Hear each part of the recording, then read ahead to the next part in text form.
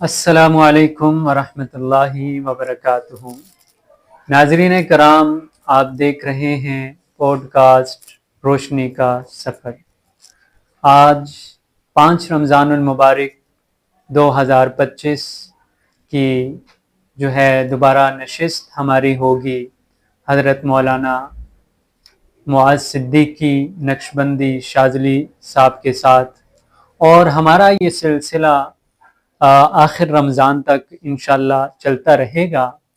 اور اس پروگرام روشنی کا سفر میں ہم انشاءاللہ مولانا محمد معاذ صدیقی صاحب سے بہت سے چیزوں کے حوالے سے جو ہے وہ رمضان کے اندر فائدہ حاصل کریں گے، جو کہ آج کل کے معاشرے کے جو ہے مسائل ہیں اور بہت زیادہ ہیں۔ اس حوالے سے انشاءاللہ وہ ہماری ہر قسم کی قرآن و سنت کے مطابق روحانی دنیا کے اندر جس طریقے کے ساتھ ہو سکتا ہے وہ ہماری رہنمائی فرمائیں گے۔ تو مولانا معاذ صدیقی صاحب، آج 5 رمضان المبارک کی نشست میں آپ کو ایک مرتبہ پھر خوش آمدید کہتے ہیں کہ آپ یہاں پر تشریف لائیں۔ اچھا، آج کا ہمارا جو سوال ہے، سب سے امپورٹنٹ سوال، کہ رمضان المبارک کا مہینہ ہے، بڑا مبارک مہینہ ہے، اور بہت سے لوگوں کا یہ سوال ہوتا ہے، اور آج کل کے مسائل میں سے یہ ایک بڑا مسئلہ ہے کہ رزق کی تنگی۔ معاشی طور پر جو ہے لوگ بہت زیادہ کمزور ہو چکے ہیں، آئے روز یہ سوال کرتے ہیں کہ ایسا کوئی ہمیں قرآن و سنت کے مطابق جو ہے وہ کوئی آیت، کوئی وظیفہ بتایا جائے کہ اس کے اندر رزق کے اندر برکتیں آئیں اور رزق میں فراوانی آئے۔ تو مولانا صاحب، ایسا کوئی وظیفہ، کوئی ایسی چیز ہے کہ جس کے ذریعے سے رزق میں برکتیں آئیں اور رزق میں اضافہ ہو؟ بسم اللہ الرحمن الرحیم۔ بہت شکریہ شعیب درانی صاحب آپ کا، آپ نے ایک بار پھر موقع دیا۔ رزق کے حوالے سے انسان بے شمار اس کی کوشش ہوتی ہے کہ مجھے رزق کی فراوانی مل جائے اور فراخی رزق ہو جائے۔ ہر انسان یہی کوشش کر رہا ہے، جتنا بھی ہم کام کاج کر رہے ہیں، محنت مزدوری کر رہے ہیں، تو وہ اسی لیے ہی کر رہے ہیں کہ وہ خوشحال ہو سکے۔ لیکن اب یہاں پر دیکھیں کہ آج کے دور میں جتنا بھی انسان کماتا جا رہا ہے، بڑھتا جا رہا ہے، لیکن پھر بھی رزق پورا نہیں ہوتا۔ اس کی وجہ کیا ہے؟ کہ اس کی وجہ یہ ہے کہ ایک ہوتی ہے برکت اور ایک ہوتی ہے کثرت۔ آج ہمارے رزق میں کثرت ہے، کثیر ہے، زیادہ ہے، لیکن برکت سے خالی ہے، تو وہ کثیر بھی ہمیں پورا نہیں ہو رہا۔ جب برکت ہوگی، تھوڑا سا ہوگا تو وہ ہمیں پورا ہو جائے گا۔ بالکل تو سوال یہ ہونا چاہیے کہ رزق میں برکت کیسے آئے گی؟ تو رزق میں برکت کے بہت سارے مجربات ہیں، وظائف ہیں جو بزرگوں نے بیان کیے ہیں، اور الحمدللہ ان سے فراخی رزق کا ایک برکت کا ایک نزول بھی ہوتا ہے ان وظائف سے۔ اور 17 رمضان المبارک کا ایک خاص عمل ہے، وہ میں آپ کے سامنے اور اپنے ناظرین کے سامنے پیش کرتا ہوں کہ 17 رمضان المبارک کی شب کو آپ نے یہ عمل کرنا ہے۔ یہ عمل اس طرح کرنا ہے، سب سے پہلے اول آپ نے درود ابراہیمی 11 مرتبہ پڑھنا ہے، جو نماز والا درود شریف ہے، 11 مرتبہ وہ درود شریف پڑھیں گے، اور وہ درود شریف پڑھنے کے بعد پھر اس کے بعد 313 بار اللہ لطیف بعبادہ یرزق من یشاء وهو القوی العزیز۔ یہ غالباً کوئی 25ویں پارے کی آیت ہے، سورہ شورا کی آیت ہے۔ یہ انشاءاللہ اسکرین پہ بھی چلوا دیں گے ہم، تاکہ یہ لوگوں کو سمجھ آ سکے۔ اس آیت کو 313 بار پڑھنا ہے۔ 313 بار پڑھنے کے بعد پھر 11 مرتبہ درود شریف پڑھنا ہے، اور وہی نماز والا یعنی درود ابراہیمی ہی پڑھنا ہے۔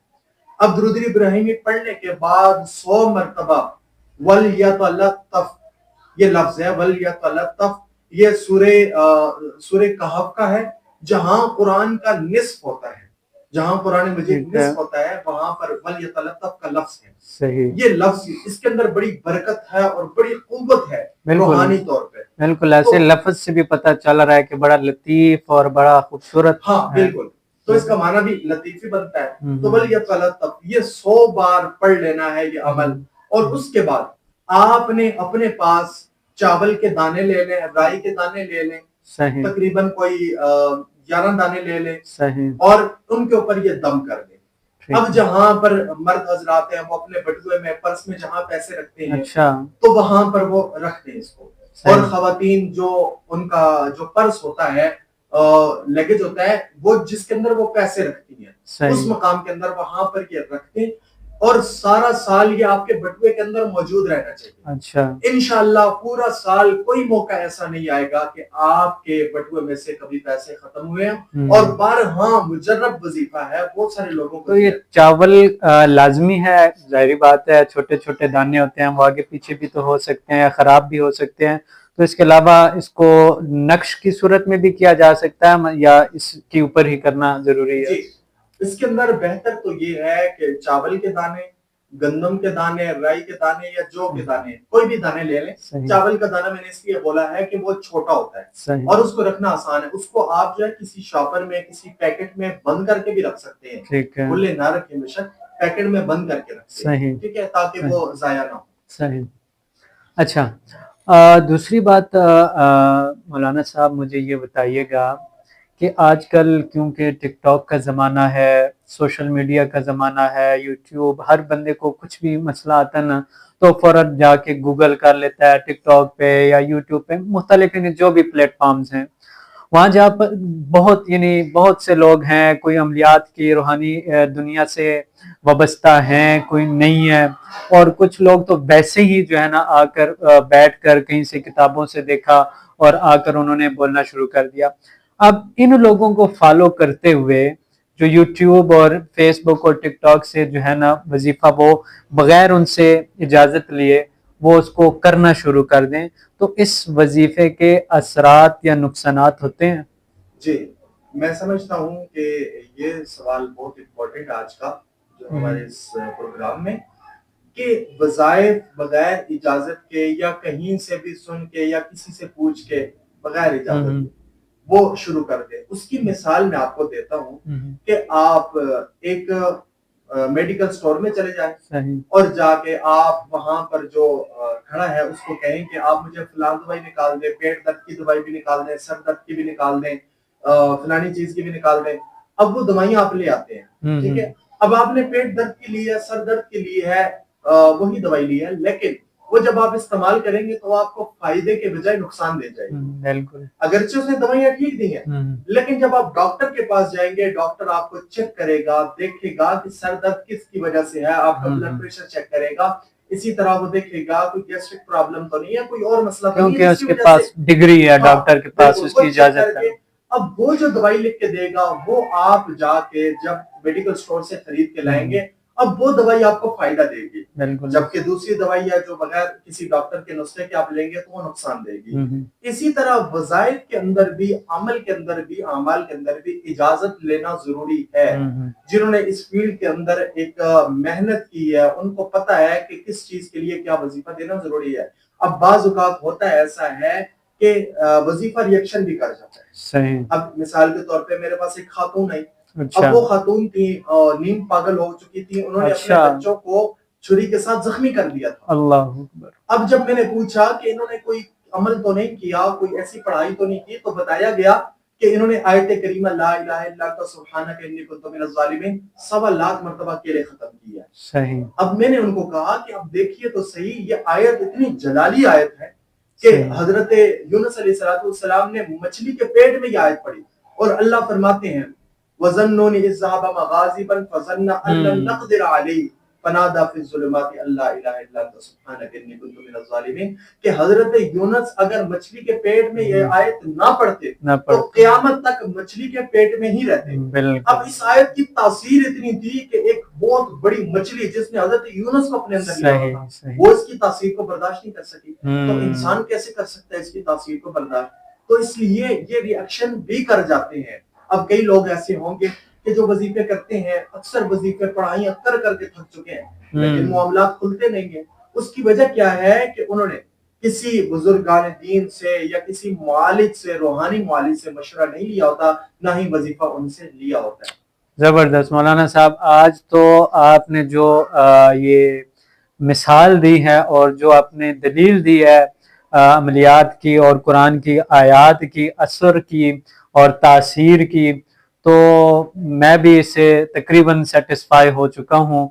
तो अल्हम्दुलिल्लाह, तो इंशाल्लाह मौलाना साहब ये तो जो आपने वलियतलत्तफ वाला एक वजीफा हमें बताया, रिज़्क़ की परवाने वाला, تو انشاءاللہ وہ ہم اپنی اسکرین پر بھی ناظرین کے لیے لگا دیں گے تاکہ اس کا طریقہ کار بھی مکمل، تاکہ ان کو اس کو دیکھنے میں اور پڑھنے میں اور یاد رکھنے میں آسانی ہو۔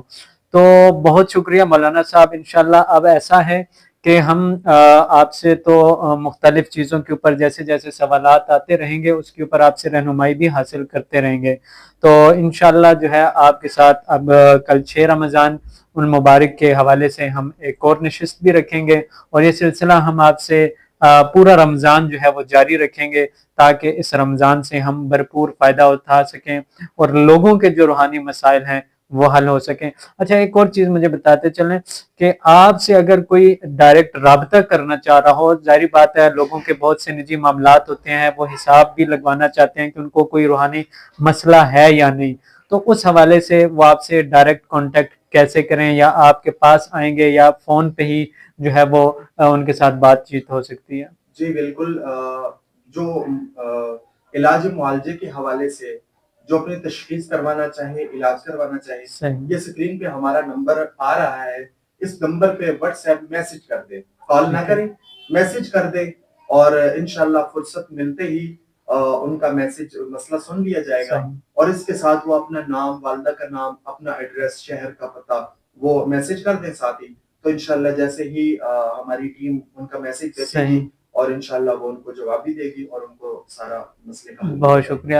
اور انشاءاللہ مولانا صاحب ہم نیکسٹ رمضان کے اندر یہ لائیں گے کہ لائیو انشاءاللہ لوگوں سے ہم پروگرام کے اندر نیکسٹ رمضان کے اندر جو ہے ان کے نام اور جیسے آپ حساب کرتے ہیں، تشخیص کرتے ہیں، تو لائیو لوگوں کے انشاءاللہ حساب بھی لگائیں گے اور ان کے مسائل کو آپ روحانی معاملات کے اوپر دیکھتے ہوئے ان کو جو ہے ان کی رہنمائی فرمائیے گا۔